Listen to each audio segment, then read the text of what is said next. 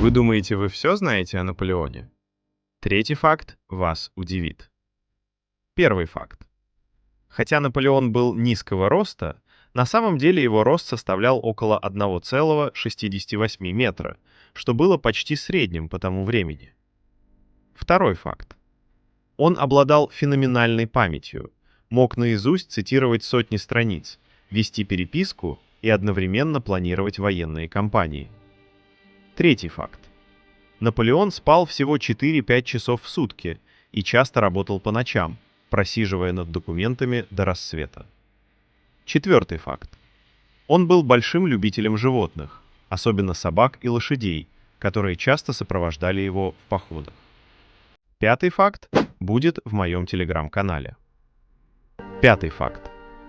Некоторые историки считают, что Наполеон планировал покорить весь мир не только на поле боя, но и через политику и дипломатию.